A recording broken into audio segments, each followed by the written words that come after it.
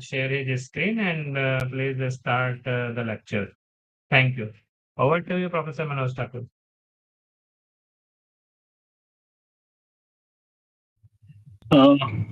Good afternoon to all of you. Thank you, Dr. Rahul, for introduction. Am I audible to all of you? Yes, Professor Manoj, you are audible. Okay, just give me a minute to share the screen. Yes, please take your time.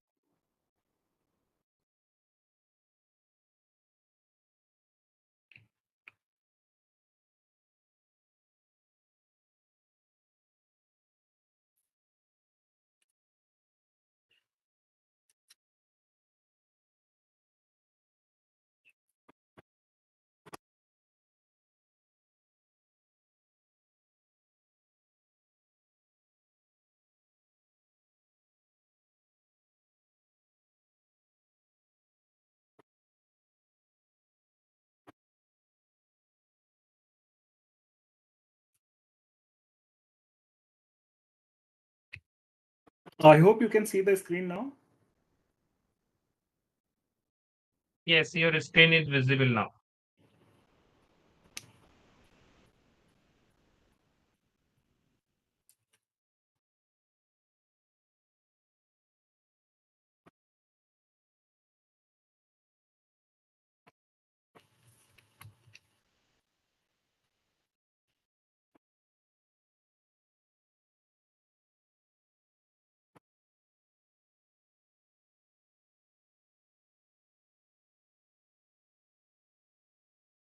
The very beautiful scene of, I think, Monday is visible on your screen. Yes. It's a nearby. On the way to campus. If you Yeah, click a picture, then you can see these mountains of Dholadhar range, which is towards Dharamshala. yeah, it's very beautiful, very beautiful. Yeah. But in general, we have these kind of clouds. If you come to a rainy season. Yeah. Yeah. So I'm thankful to all of you, and especially Dr. Rahul and Dr. Vikas for inviting me for this talk. I'm going to discuss about one of the important class of algorithms. In fact, one particular algorithm from a big class of techniques which are used for solving optimization problems which arise in many disciplines, and often they are difficult to solve by traditional methods. I'm going to talk about binary coded genetic algorithm, which is the very basic algorithm when the subject was introduced long back in 70s. And after that, a lot of new development took place. So starting from here, I'll be discussing later on in the next session about the real coded genetic algorithm. And then we'll be discussing some advanced versions and the applications of this. So as we know that we often come across optimization problems, which are originated from many different application areas, from engineering, maybe civil engineering, mechanical engineering, electrical engineering, or maybe from finance, economics, physics. And often we have a function which we want to maximize or minimize. So this kind of function we have already seen most of the time in our even in our undergrad classes, or even some simple version of this has been discussed even in the 12th standard maths books.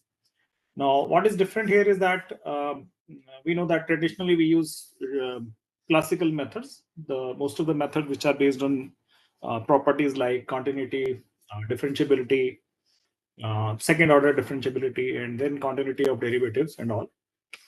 And we can solve these problems. So in general, we can talk about problems which has one single objective, either has to be minimized or maximized, but the number of variables, the decision variables, which influence our criteria, which has to be maximized or minimized, that depends upon several factors. So f is a function which typically is from an n-dimensional space to R. Of course, it's a real valued function. But side by side, we have many other restrictions which are called constraints. And typically it is written as maximize or minimize fx subject to set of equality and inequality constraints. So a typical single objective problem would have one or more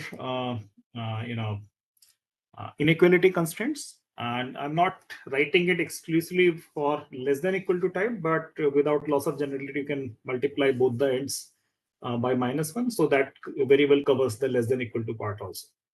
And often we also have some constraints which are of equality type.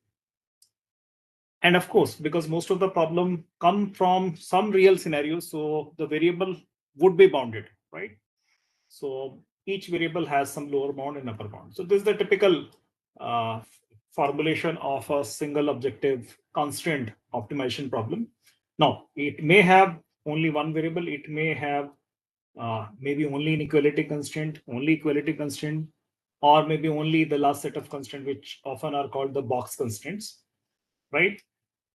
So depending upon the kind of constraint it has different level of difficulty, and there are ways to tackle these constraints also. Also, if the first two are not available, typically we say that it is unconstrained problem, because the box constraint or the bounds on the variable typically can be handled very easily for most of the techniques. So when G's and H, they are not available, we say that it's a unconstrained problem, and we only deal with the bounds on the variable. So this is a setup where we want to discuss the methods for today. So as we know that what is the need for learning a new method, if we already know that there are first order derivative based methods, second order derivative based methods, and which work very well wherever they are applicable. So the need arises from different engineering disciplines, science, technology, finance. And the issue is that traditional methods are available. You might have come across linear solvers, simplex kind of methods, quadratic programming based methods, or maybe simply convex optimization problems. But the difficulty comes when there is non-convexity, right?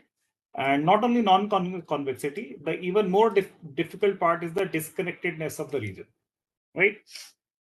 So then we have to be very careful about choosing the suitable method. Not only that, most of the method which apply some kind of derivative based information for finding the solution, typically they are of the nature to find a local optimal solution. Whereas many of the problems in different applications, they require to be applicable or to find a global solution.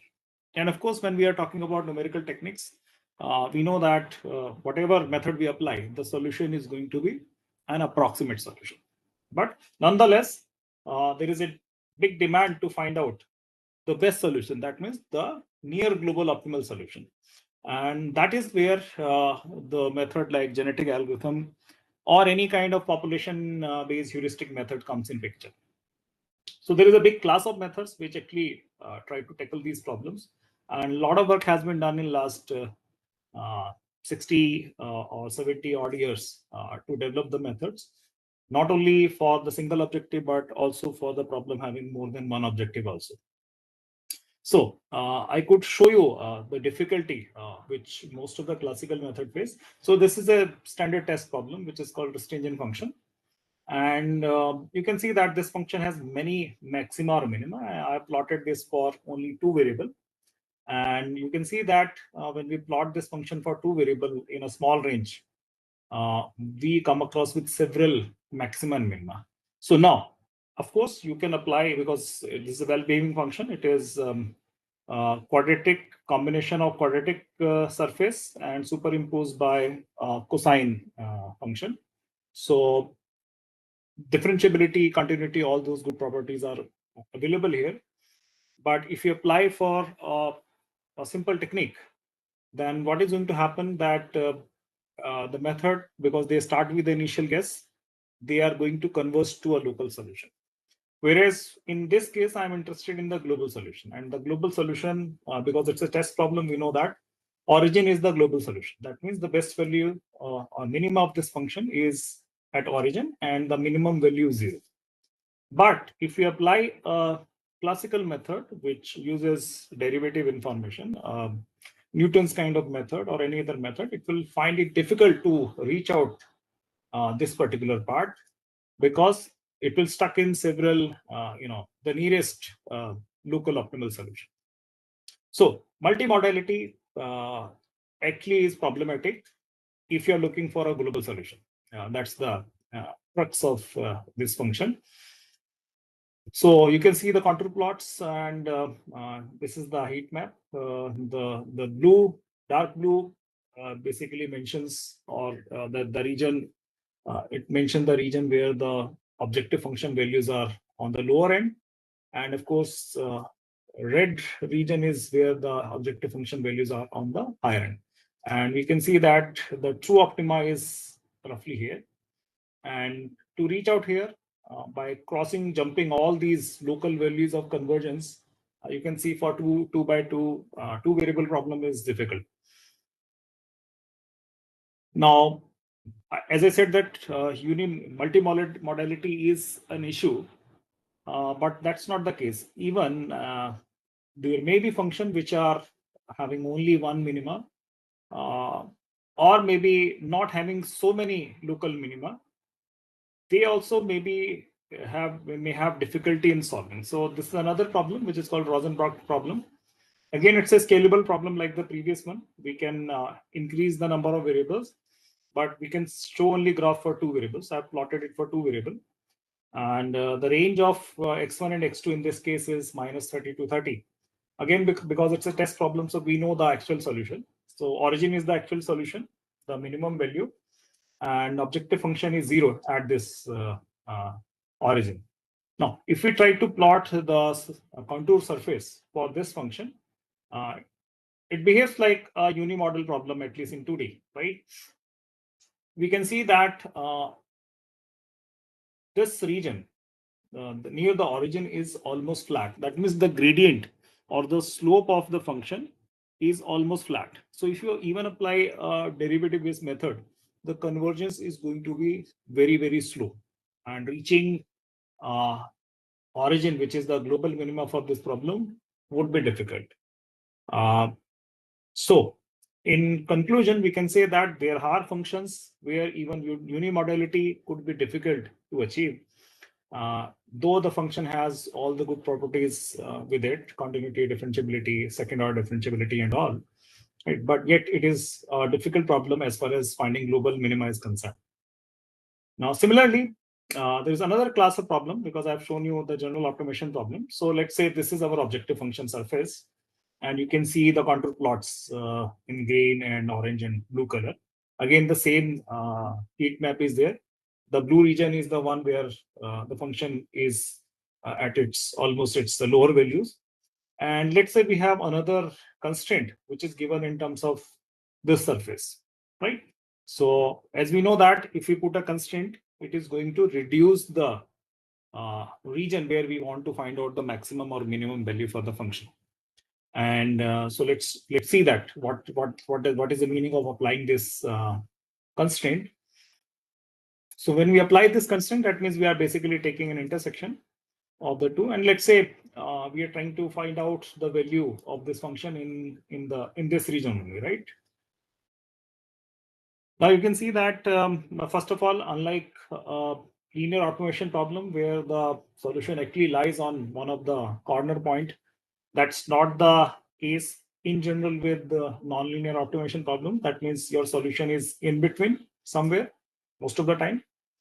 And also now, because the region is restricted, finding global minima in this region is difficult. It might have happened that the other part, which is now excluded, may have the minimum value, or maybe the function have minimum value internally in the feasible region, right? Or maybe at the bound, right? But whatever is the case, the problem typically becomes difficult by adding some constraints. And all of these difficulties already exist with us, with whatever problem we have been solving traditionally, right? So there are new ways, or maybe not so old ways, for tackling these problems. And the answer is that we can go for some other method which probably does not require much of the mathematical property, or at least it is quite well capable of uh, reaching out the global minima. It is capable of giving you feasible solution, because if you apply many solvers, you may not even be able to find out the feasible solution for many problems if the feasible region is a very small fraction of the overall uh, region available for you to find the minimum, right? So it's a very crude division, but typically we can divide optimization techniques in two broad categories: the conventional methods, which actually requires mathematical properties, Newton's types of methods, quasi-Newtonian methods, conjugate gradient, steepest descent. All these methods, one way or other, require some good mathematical properties. That means you must have a very good understanding about the problem. On the other hand, there are methods which do not require much of the information.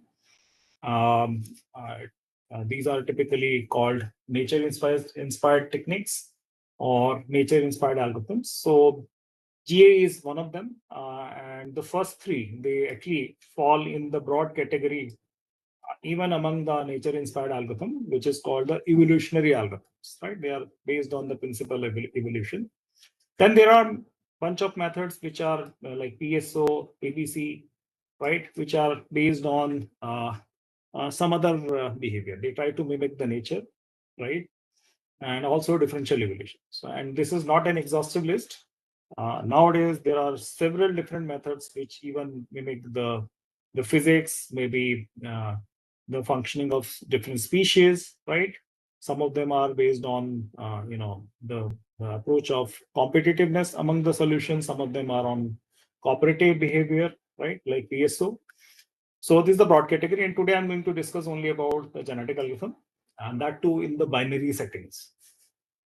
So, so traditional method, as I said, that they may require function value, the gradient of the function, or maybe the Hessian, which is the second order derivative information, like in Newton's method, or maybe objective function plus gradient, which is typically the case of most of the descent direction based methods, or maybe functional values only, like the Nedler-Mead simplex method, or cyclic coordinate, which probably in some of the session would be discussed by some other speakers.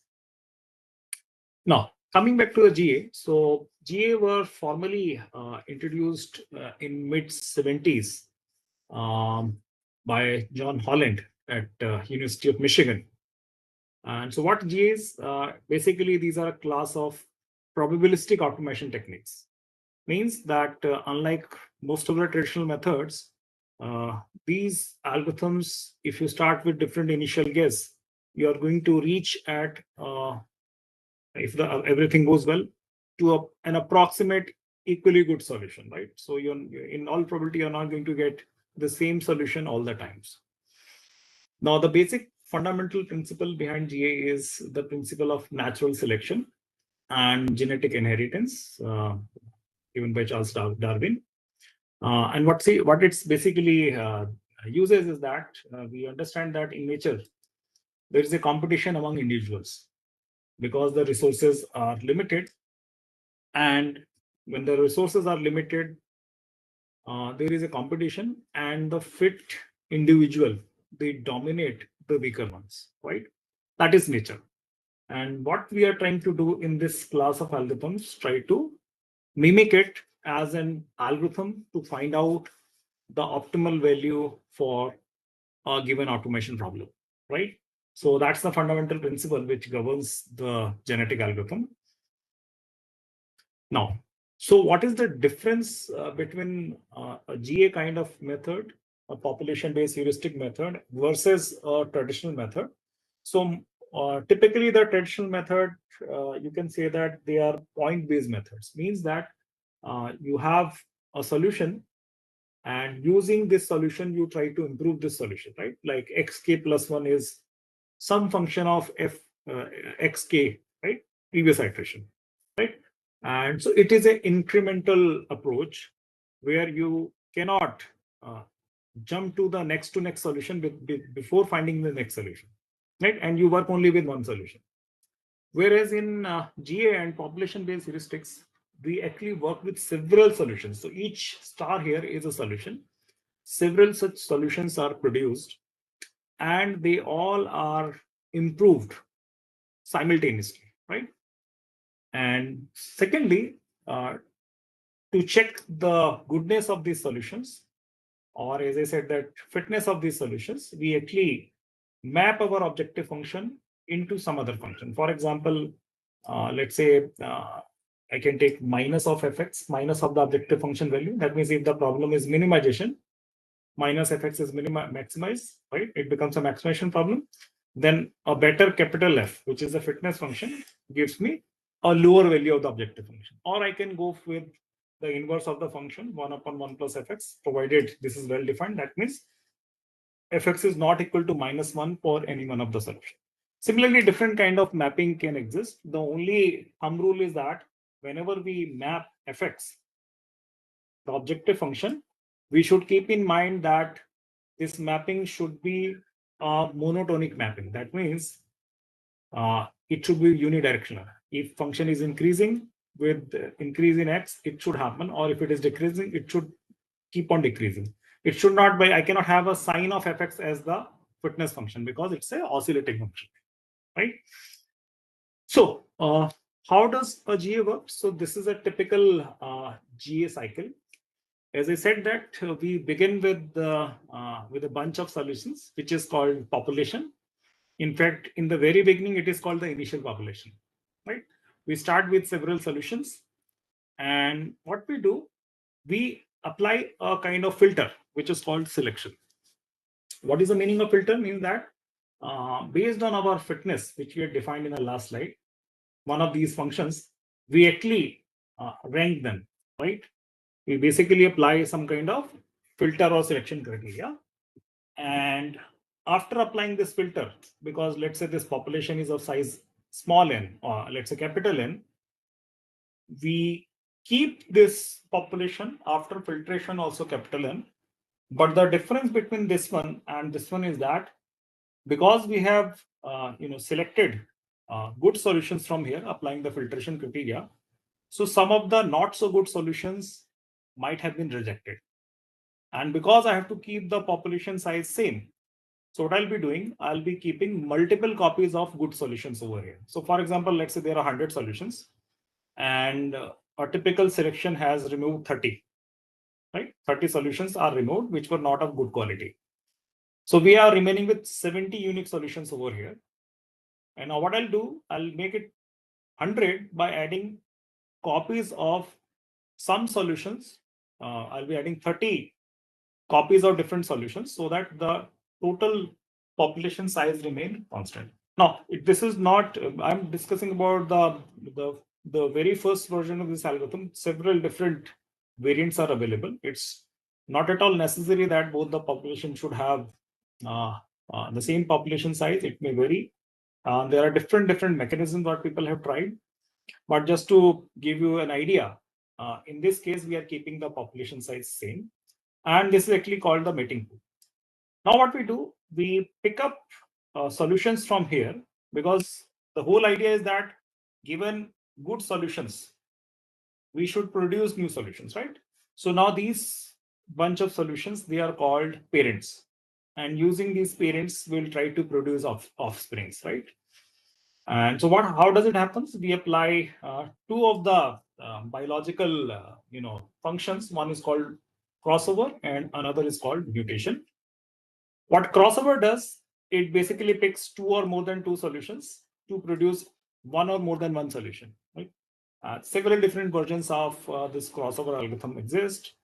And what mutation does, it basically like in natural biology, it happens that with a less probability, it basically changes some of the properties in the gene, right? So we apply these two operators. These are called genetic operators, crossover and mutation. And we actually get new set of solutions, right? And these set of solutions actually are produced by the solution in this waiting pool, which are kind of filtered from the original population. Now what we do, because we have got the new solutions, we again find how good they are. They may be better than the previous one. They may not be better than, or in the best case, some of them must be better than the previous one, and some of them could be either equal or slightly less, in quality than the previous one. Whatever is the case, this whole thing, we basically judge the fitness of this whole pool. And now this new population, this generation, this new population replaces the old population. That means these old solutions would be removed and these solution would become part of this. And this is completion of one generation. This is completion of one generation. That means now the children, they come here, they are now potential candidates for becoming parents. And for that, we apply the natural selection, right? And for natural selection, we again find the fitness, and based on whatever fitness criteria we have, we select good solutions. And among these solutions, using these solutions, we'll try to find out new solutions. That means the offsprings or the children using the crossover and mutation operator. And this whole process is repeated again and again and again, right? Till, let's say, some criteria, let's say maximum number of generations, or reaching out to a some threshold is achieved. So this is the flowchart of a typical GA. We start where we initialize the population, and we also set the generation counter 0 because it's the initial population. And let's say in our case, the criteria for stopping criteria is that we want to run this for few generations, which max gen is the already fixed number, right? Let's say it is 100. We want to run this algorithm for 100 generations. So now we already have the initial population. We set the generation counter equals to 0. Then we check that whether generation counter is equal to max gen or not. Of course, if it is equal to max number of generation, we will stop and we'll report the solution. But because it's the initial population, we'll move forward. We'll be calculating the objective function value. Using this objective function value, we will assign the fitness. And after fitness, we will be applying the selection, right? Like this. We'll be finding out the initial population, finding out the objective function value, finding out the fitness here. And based on fitness, we'll be selecting, right? After that, on the selected individual, we'll apply both the genetic operator, that is crossover and mutation. And because it's completion of one generation, we have reached from here to here. We'll say that our generation 1 is completed. So the counter will be increased, and this would be replacing the old population, right? And we'll keep on repeating this whole exercise till the current generation counter becomes equal to the maximum generation. In our case, let's say it is 100, right? Once we have done this exercise 100 times, we'll be stopping here. Now there are many open-ended questions that how many generations should be there? What should be the size of this initial pool of solutions, right? What should be the fitness function?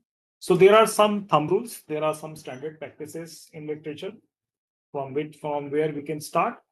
And then there are certain things which are based on our experimentation. We need to implement this algorithm, and then we need to see that which work best for us.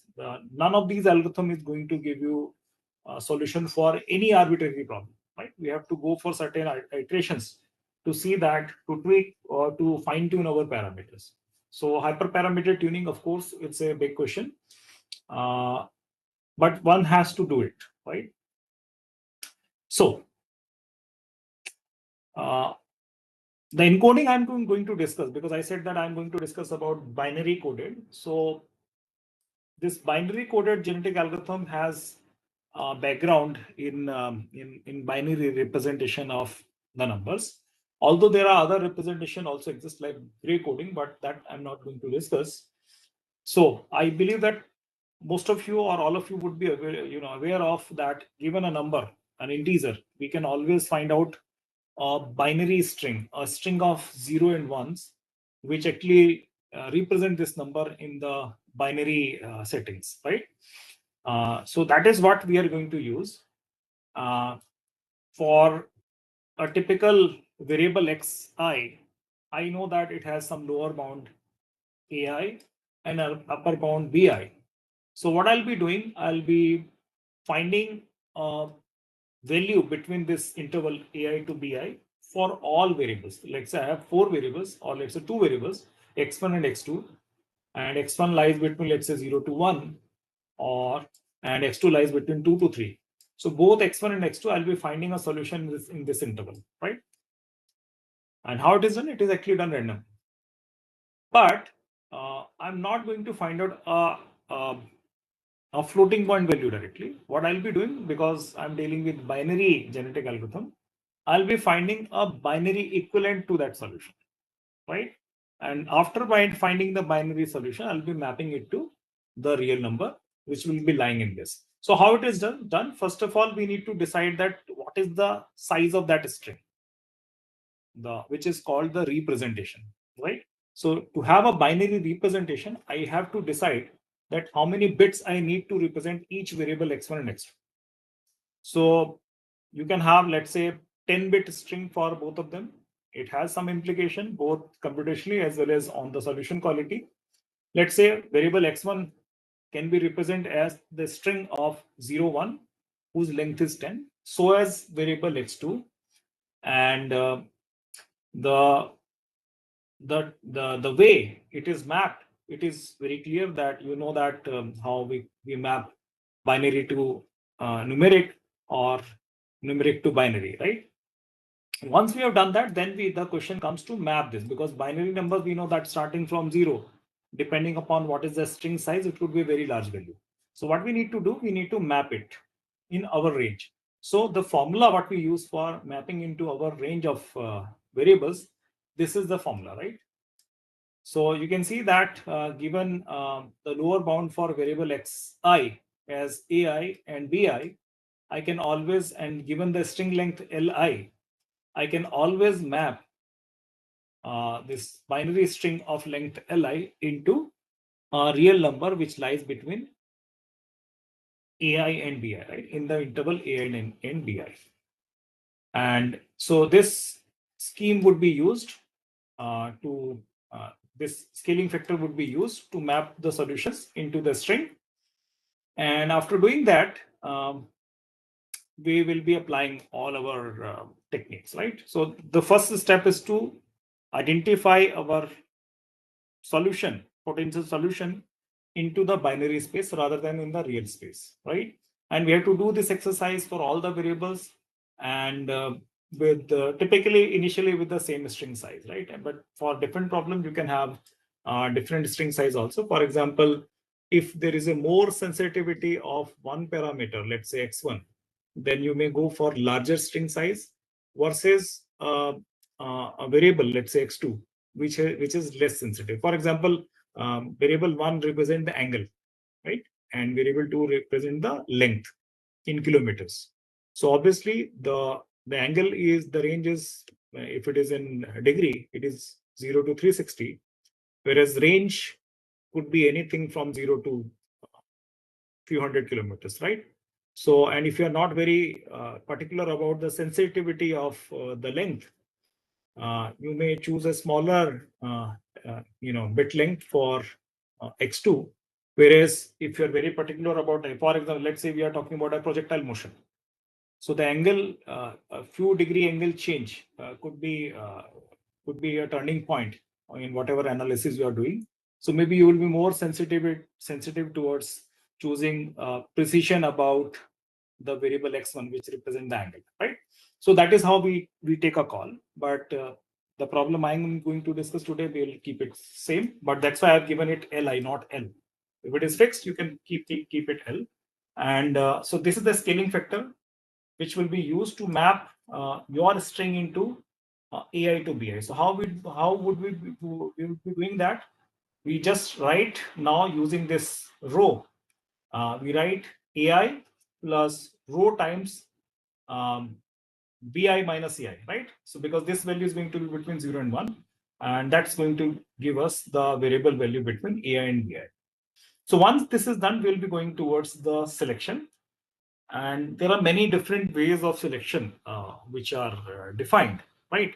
What typically selection does, as I said already, it basically picks up good solutions and it rejects some of the not so good solutions. And while keeping, at least in our case, the population size same, that means making multiple copies of the good solution. So I'm going to discuss only about this roulette wheel selection, where and selection is not done in a deterministic way. That's the main crux. We do this selection probabilistic. Otherwise, if you just choose the top solutions, then this becomes very greedy algorithm, and chances are that this algorithm will stuck to local minima later on. So we give a chance with higher probability to select better solutions, but there is always a good probability that some of the not so good solution may also be selected, right? So in roulette wheel selection, what we do, we basically, you see it's a disk, and the area of the disk is actually proportional to the fitness of the solution. So better the solution is, larger the disk, and when we spin it randomly, so the chances that the selection of the larger area would be more. That means the solution better solution which belongs to this larger area would be selected more often. That means this solution would be having most likely multiple copies than the solution which has smaller fitness and consequently smaller area on this roulette, right? So that is how we do it. There are other ways also, but I'm not discussing that. So roulette wheel sampling does it like this. You just have one pointer and just rotate it, and wherever this would be stopping, that particular solution will take a copy of that solution and will put this into the meeting pool. Okay, now coming to the crossover, as I said that it takes two or more than two solutions to generate a new solution, at least one or more than one. So for GA, simple GA or the binary GA, typically we start with two solutions, but again, these solutions or the parent solutions, they are picked up randomly, and in the example I'll be discussing that how randomly we sample them. Similarly, in mutation also, we have to change in the bit, with a lower probability, we have to change the bit of a particular solution, which actually mimics the biological mutation, scenario. So this is also done probabilistically. That means not all the solutions will undergo with this change. And so what is the benefit of applying mutation? So mutation actually help us in coming out of this suboptimal solution or the local minimum, because it gives you a drift. It gives you a jump out of, in some cases it can give you a tremendous different solution than the existing one, right? And so it basically increases your probability of exploration wherever you have difficulty or the solution is stuck, but it is applied with a lower probability. So I'm going to discuss a function which is a very standard text problem. This is called the Himmelbrew function, right? And this function actually is a test problem, two variable problem, and you can see that if I expand it, so both x1, x2, they are basically of maximum power 4, right? There are second order terms also. They are maximum power 4, and this is the range. And we can very well draw this function in 3D, right, using any one of the software, and we can see that how does this function behave. So, but we are discussing this function only in first quadrant, and I know that this function has only one minima, right? But if you consider this function, let's say from -6 to +6, then probably you will be having more than one minima, right? But let's say for today's discussion, just to start understanding the binary coded GA, we stick to only first quadrant. So this is the problem initial solution which were generated. This is from the book by Day. You can see that we have taken the populations, the string length size as 10, right? And so these strings are generated randomly. How these are generated randomly? They are basically, it's like coin tossing for each position, right? For the first position, you toss a coin. If it is head, it is 0. If it is tail, it is 1. That is how it is done, right? And of course, you can simulate this experiment.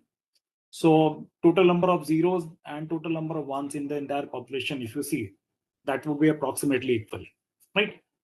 What is done afterwards? These values actually are converted to their corresponding real numbers. And for converting that, what we are going to do, because my lower and upper range are 0 and 6, that means my A1 is 0 and my B1 is 6. That means for first variable, the lower bound and upper bound are 0 and 6 respectively.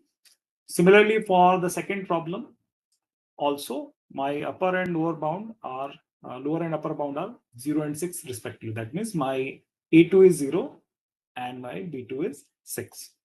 And what I'm going to do, I'm going to use this formula, right?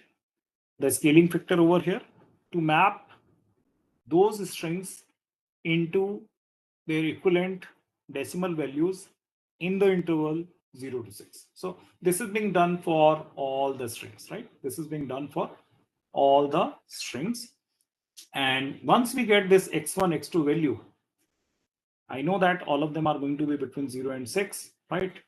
Also, the population size in this example had been taken as 20. And as I said in the beginning, that these are tunable parameters. So thumb rule for binary GA, if you find at many places that 2 times number of variable is the population size. That means 2 is the number of variables, then 2 into 10, that is 20, right? And string length 10 is again kind of is the starting point. You can increase or decrease based on the problem statement and the kind of results you are getting after a couple of iterations.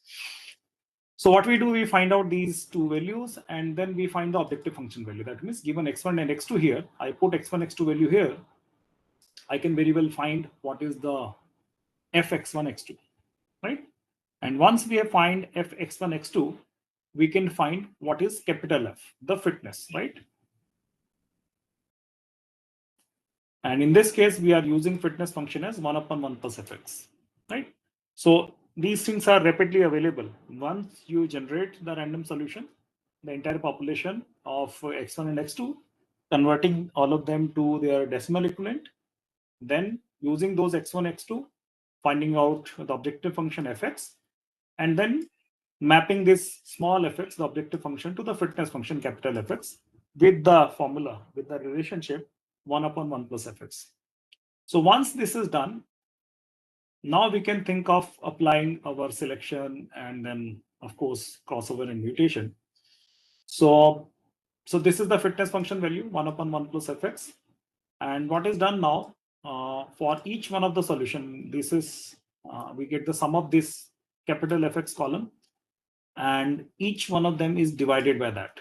That means we are trying to do the normalization. Okay. After doing the normalization, these are the values which are found, right? And so this is the, you can say this is somehow representing the fitness of the solution, right? Fitness of the solution. And what we do now, we divide each one of them with the population size also, right? So each one of these value again is divided by the population size, right? That means this is nothing but the column left to it divided by 20, right? So we divide all of them with the population size. Now, after that, we find out the cumulative fitness, right? Cumulative fitness means that we keep on adding them incrementally, right? The first one remains the same, and then we keep on adding them to the previous one, right?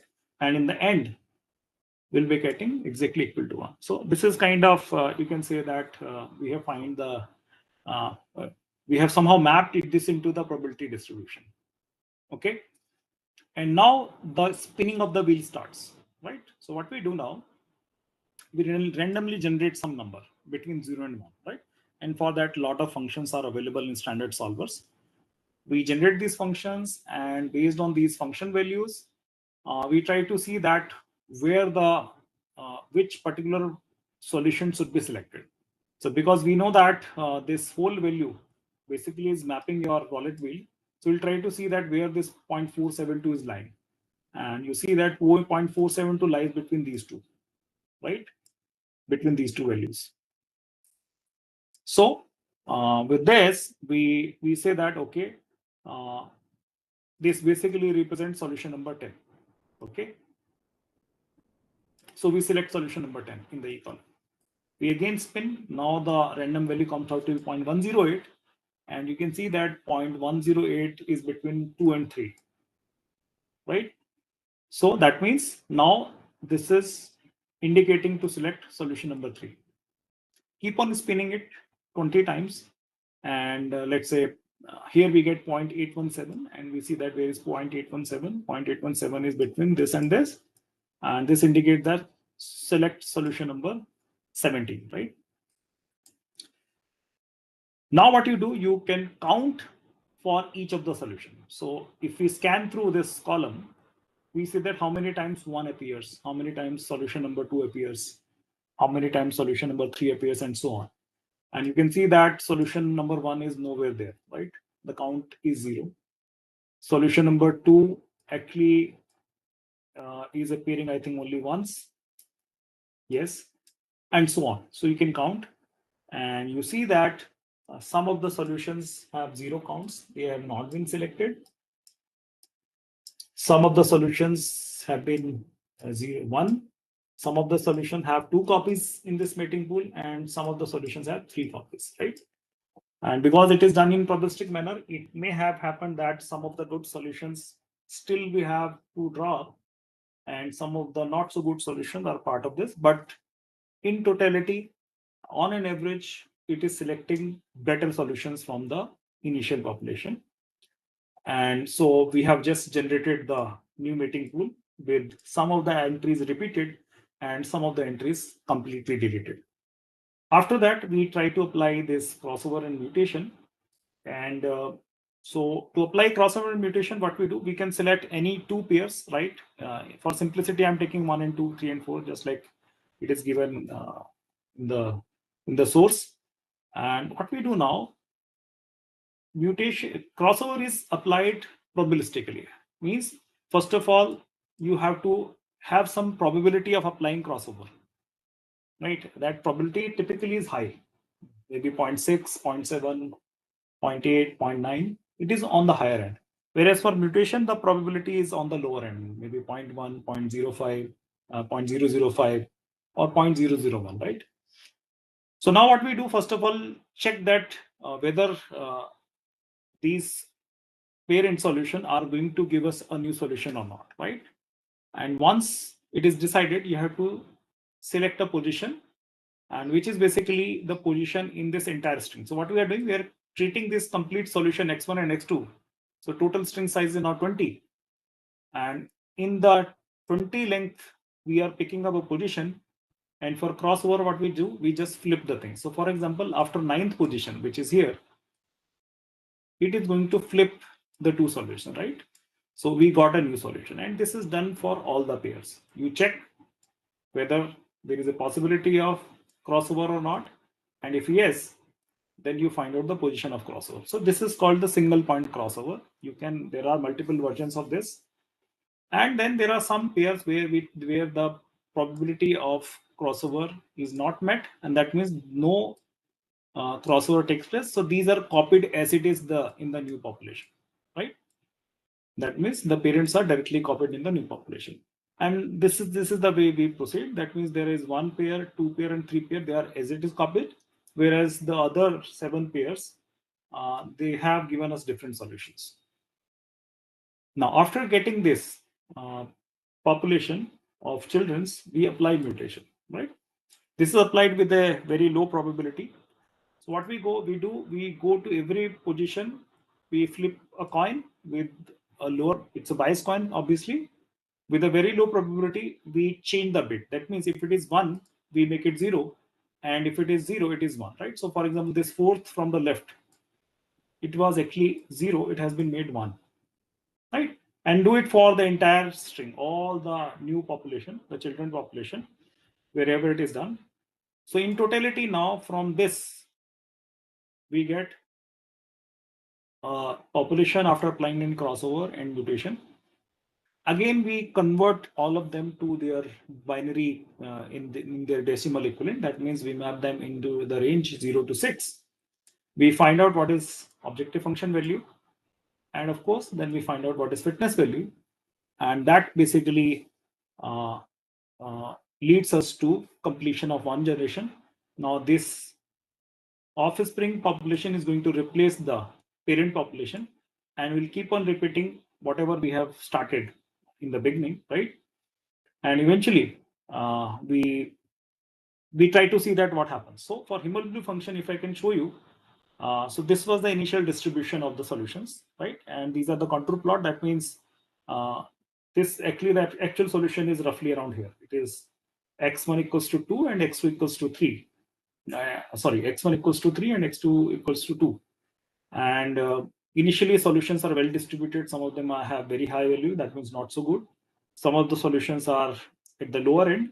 But when we apply this whole process, you see that after applying crossover, we get this, right? After applying crossover, we get new solutions, right? And when we apply mutation, some of the solutions have changed, right? Some of them have not changed, some of them have changed, right? Because it is applied at a lower probability. And if you keep on doing this whole exercise after 20 generation, you can see that all of them are converging towards the global solution, right? Which is the solution for this problem. And of course, you can increase number of generation from 20 to let's say 30 or 50, so that this solution is much more closer to it. But you see that most of the solution have clustered around. This may not be case for any general problem, right? There may be solutions which are still away.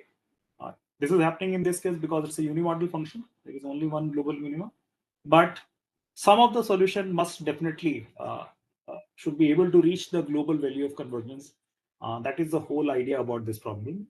There are open-ended questions like what should be the population size. As I said, that take the thumb rule, but that's not fixed. If your problem is complex, your solution surface is very complex, you need to see that how would you would be tackling with that. So all those things have to be dealt with some experimentation, right? So these are the references typically followed, and this is the book where this problem solve method is available. It's a wonderful book by Professor K. Deb.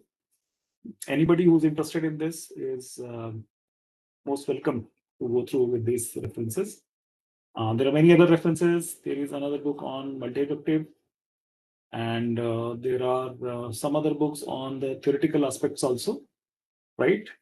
So let me know if you have any questions.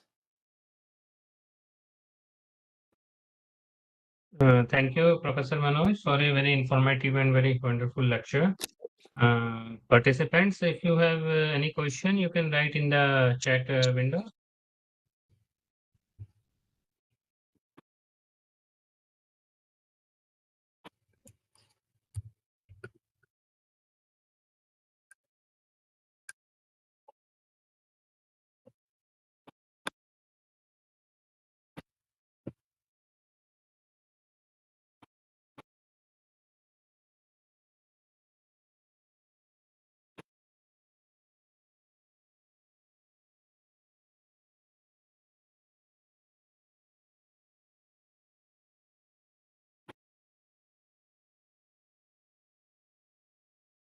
Please let me know if any questions. Yes, Professor Manoj, one participant has written one question in the chat window. It is, she is asking which tool you have used to plot these graphs. Is it tag plot? No, I think I did it long back. It is MATLAB.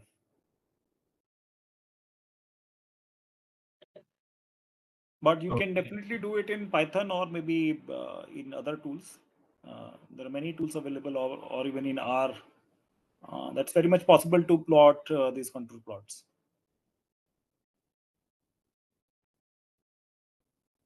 Okay.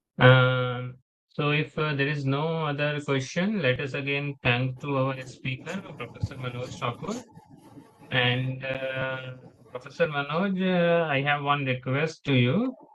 Yes. This is the FDP supported by the EICT Academy, and as per the policy of EICT Academy, we will be sharing all these lecture notes to our participants through the Canvas platform. So, if possible, you may share your PDF file of your PPTs to us. So later on in the evening, we will be uploading those on the Canvas platform so that the registered participants, so only the registered participants can go through the lectures, as well as if you see the recording of your lecture as a YouTube channel will also be available to the participants. If some participants have missed some part of your lecture due to some work, so they can go through the recording of the YouTube lecture, and then they can again see your lectures. Okay. Yeah. So with this, now I can conclude the session of the forenoon session of Sunday, and we will be participants. We will again be meeting around 4 p.m. today. There will be another lecture from 4 to 6 today. Okay. Thank you, Professor Manoj. On the behalf of the organizing committee of this FDP and on my personal behalf, I express my gratitude to you for delivering the lecture here in our Thank you. FDP. Yeah, Thank you. Thank you very much. thank you. Now I can close this session. Thank you. Good day. Bye bye.